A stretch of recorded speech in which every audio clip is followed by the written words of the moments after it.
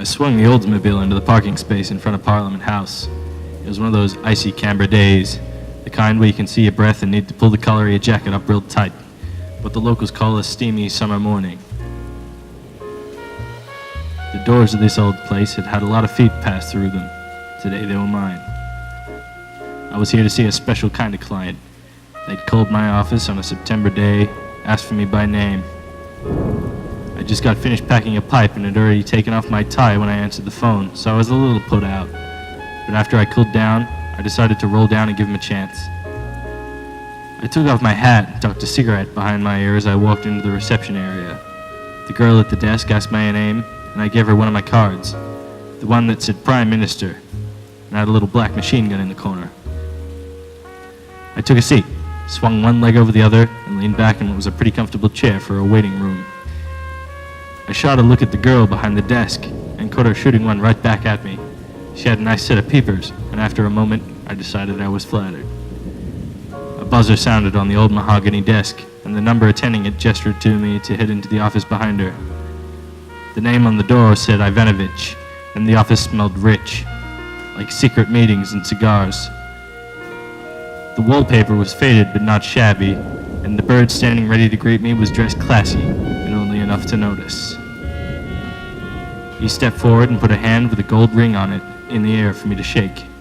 I looked at it, and then up at him. "I got a call?" Yes, Mr. Abbott. I cut in. "Please, call me Captain. Everybody does." Well, Captain, I represent very important client. This guy thought he was big time. "Important doesn't impress me, chum. Who are they, and why should it matter to little old me?" He didn't like that one. Curled his lip at me. Maybe I was playing it a little too cute. I represent the Australian people. They have a few things they need doing. Important things, if you catch my drift. I didn't, but I decided to let that one ride. $250 up front, $100 a day plus expenses. I don't do divorce work. Give it to me straight. Alright, I can see you don't like to mess around. It's three things mainly.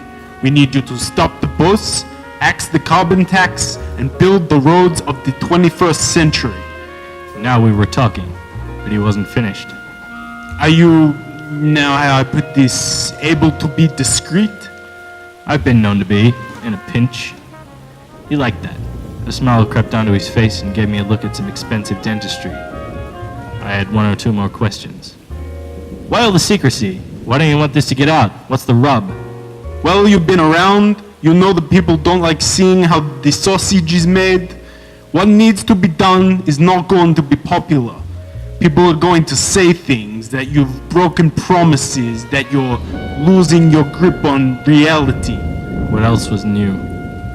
We need someone who can do what must be done, no matter how many people are going to get hurt, no matter how stupid your actions seem, no matter how badly it all seems to be going. I've been told that you're a hard-hearted son of a bitch, and you'll do what needs doing. I grinned and lit the cigarette I'd left behind my ear. "Flattery will get you everywhere, Chief. You found your man." As I was leaving, I noticed that the girl behind the desk still had my card. "Call that number any time, darling." She batted her eyelashes and blushed. I love it when they do that. I stamped out the spent cigarette on the concrete, opened the door of my sled, and slid behind the steering wheel. I caught myself sighing. "Out of character for you, Abbott. You must be getting tired. 20 years in Parliament will do that to a man." But it wasn't time to rest yet.